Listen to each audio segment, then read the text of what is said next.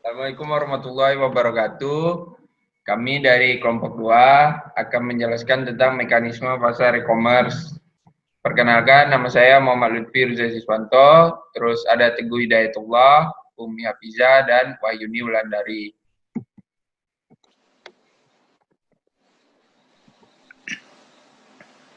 Yang pertama adalah mengenal e-marketplace. E-marketplace adalah pasar online tempat terjadinya jual beli, biasanya dilakukan antar perusahaan B2B atau business to business, mendominasi hingga 75% e-marketplace.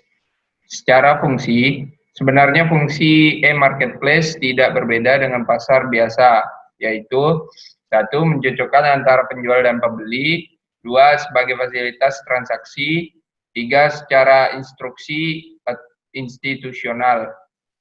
Perbedaan yang paling krusial hanya terletak pada online-nya.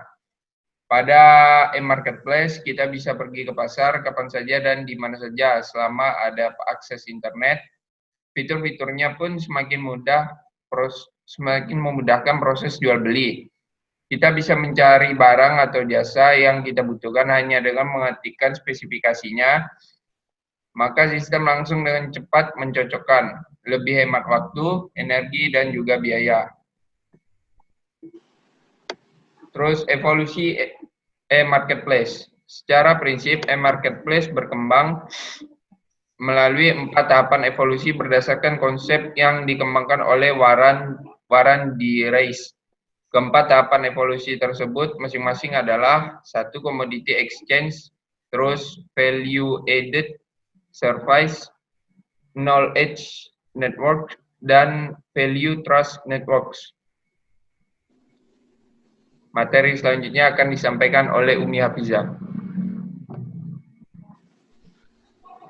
Di sini ada komponen marketplace. Yang pertama ada konsumen. Setiap pengguna internet berpotensi untuk menjadi konsumen pembeli marketplace. Yang kedua ada penjual atau seller, pihak yang menjual barang atau jasanya di marketplace. Yang ketiga atau produk atau jasa yang dijual ada front fin, halaman tersebut meliputi payment gateway.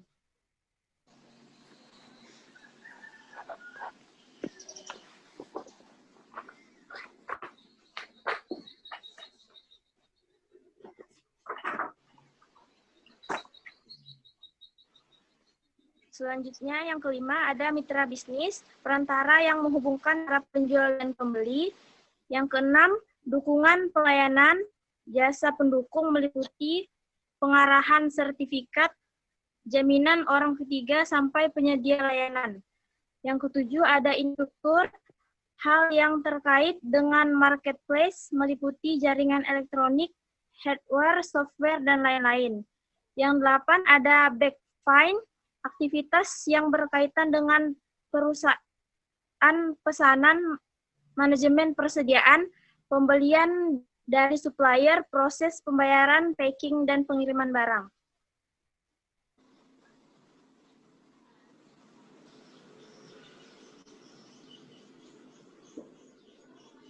Selanjutnya ada tipe-tipe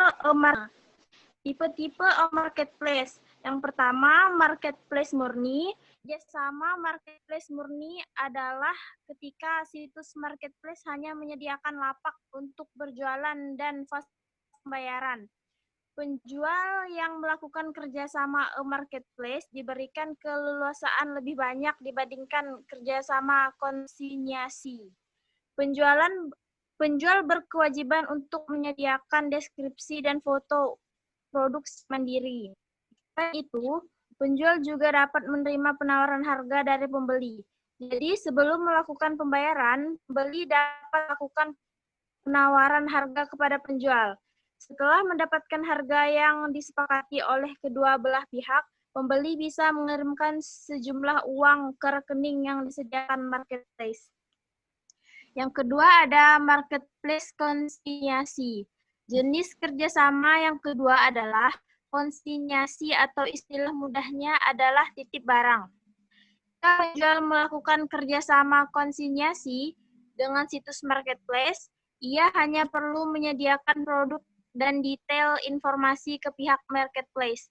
Salah satu contoh marketplace yang menyediakan kerjasama konsinyasi adalah Zalora. Contoh marketplace lain yang menggunakan jenis kerjasama ini adalah Babybinka. Selanjutnya akan dijelaskan oleh teman saya, Teguh Hidayatullah. Mengenal supply chain rantai pasokan. Apa itu supply chain management?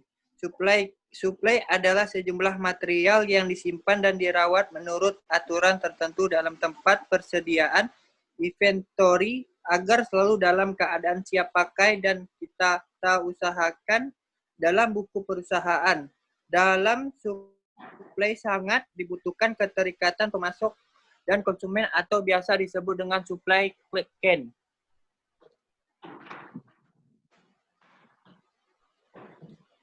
Selanjutnya, arti supply chain management yang dikemukakan oleh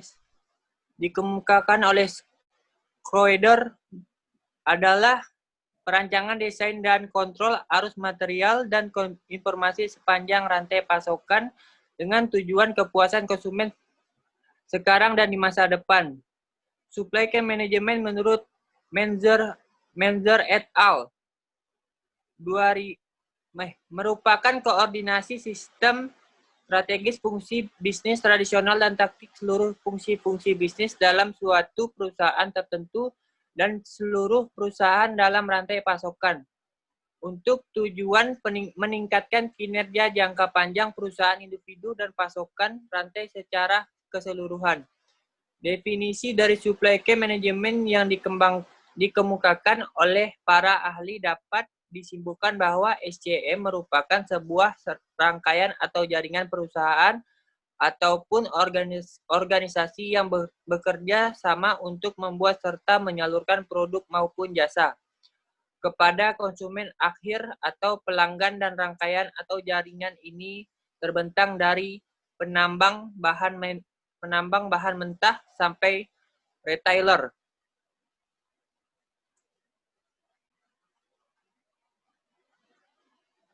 Komponen dari supply chain.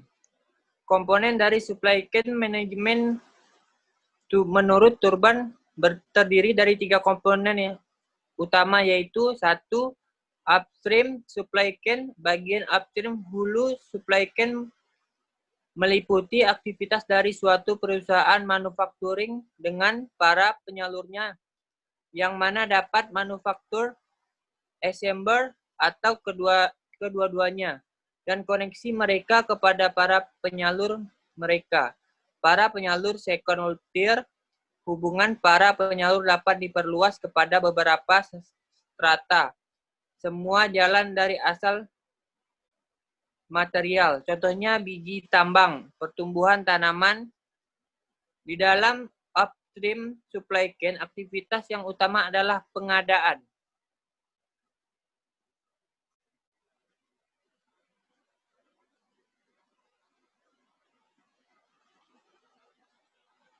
Kedua, internal supply chain. Bagian dari internal supply chain meliputi semua proses in-house yang digunakan dalam mentransformasikan masukan dari para penyalur ke dalam keluaran organisasi itu. Hal ini meluas dari waktu masukan ke dalam organisasi di dalam internal supply chain.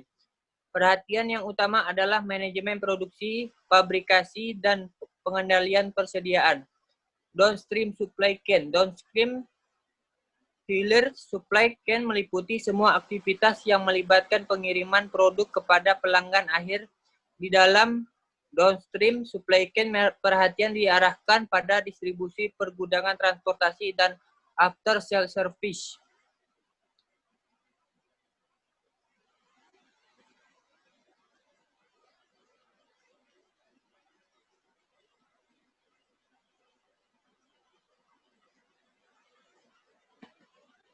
Tipe dari supply chain. Membuat persediaan yang terintegrasi, pengisian uang, replenishment yang berkelanjutan. Bluein to order merupakan model suatu perusahaan langsung memulai melakukan pengolahan pesanan dari pelanggan dengan seketika ketika pesanan tersebut diterima. Channel assembly merupakan model di mana produk dirakit dengan seketika dan langsung dipindahkan melalui saluran distribusi. Baik, selanjutnya saya Wahyu Wulandari akan menjelaskan jenis-jenis pasar e-commerce. Yang pertama, business to business atau B2B e-commerce. Jenis e-commerce ini terdiri dari terjadi transaksi elektronik yang dilakukan antar perusahaan produsen. Biasanya jenis ini menggunakan EDI atau Electric Data Interchange atau email dalam proses pemesanan pembelian barang atau jasa sehingga perusahaan produsen ini tidak mengalami kekurangan bahan baku atau faktor penunjang produksi. Contoh dari e-commerce ini yang menggunakan konsep business to business adalah bezi.co.id, Indotrending, dan indonetwork.com. Contoh dari e-commerce yang menggunakan konsep business to business adalah bezi.co.id, Indotrending, dan indonetwork.com, di mana kedua contoh ini menggunakan konsep B2B dalam menjalankan bisnisnya. Adapun banyak yang diperjualbelikan seperti produk bahan kimia, bahan industri, dan bahan dasar pabrik, dan masih banyak lagi.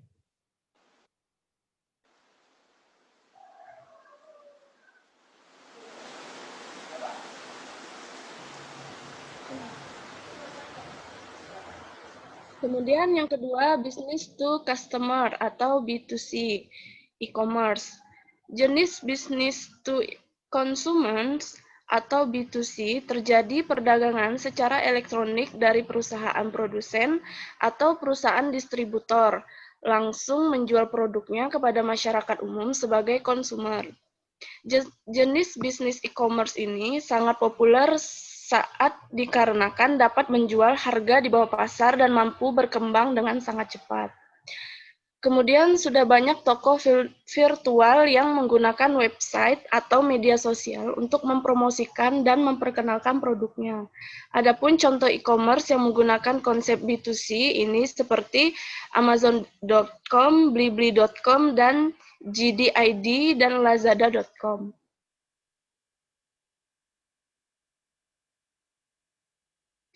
Yang ketiga, consumer to consumer atau C2C e-commerce. E-commerce jenis ini sangat banyak digunakan di Indonesia dan sangat populer dikenal dengan istilah marketplace, karena bertemunya antara konsumen to consumer dalam bentuk platform penghubung antara keduanya. Dalam satu website ini bertemu konsumen dengan konsumer lain bisa menggunakan sistem langsung atau COD, atau juga bisa dengan sistem pemesanan online. Adapun yang menjadi contoh e-commerce menggunakan konsep ini adalah Shopee, Tokopedia, Bukalapak, OLX, dan Kaskus. E-commerce tersebut hanya sebagai penghubung bertemunya kedua konsumen tersebut dan tidak melayani transaksi online di dalamnya. Yang keempat, konsumen to business atau C2B. Jenis ini merupakan kebalikan dari konsep to konsumen atau B2C, di mana terjadi bertemunya pihak konsumen sebagai penjual jasa atau barang ditawarkan kepada perusahaan yang membutuhkan jasa atau barang yang diperjualbelikan. Jika ada perusahaan yang berminat menggunakan jasa dari pihak konsumen, harus membayar royalti yang sudah ditentukan dalam platform tersebut. Adapun contoh e-commerce yang menggunakan konsep konsumen to business atau C2B adalah freelancer.com atau istockfoto.com dan freefik.com, di mana para desainer profesional membuat template atau desain agar bisa dipromosikan kepada perusahaan yang membutuhkan template atau hasil karya dari desainer tersebut.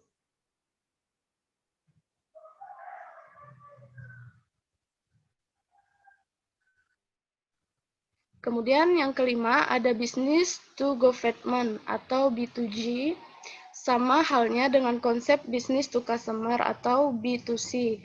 Konsep business to government atau B2G ini perusahaan akan menawarkan jasa atau barang untuk memenuhi kebutuhan pemerintah atau lembaga pemerintah lainnya. Biasanya konsep B2G ini dibutuhkan untuk kegiatan tender pemerintah atau administrasi publik. Adapun contoh e-commerce yang menggunakan konsep B2G ini adalah mbis.co.id atau mbismarket.co.id, PT Brilliant E-commerce Berjaya atau MBIS. Melalui platformnya dapat menghubungkan 350 buyer yang terdiri dari korporasi besar seperti perusahaan FMCG, perbankan, BUMN, dan perusahaan multinasional lainnya dengan lebih dari 5.000 vendor dan supplier yang 85% diantaranya merupakan pelaku UMKM.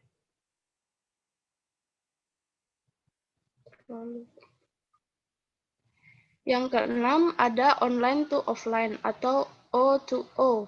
Yang terakhir adalah konsep e-commerce online to offline. Saat ini konsep ini paling diprioritaskan hampir semua perusahaan karena mengetahui potensi ketika kepercayaan customer semakin tinggi akan memberikan profit dan keuntungan bagi perusahaan.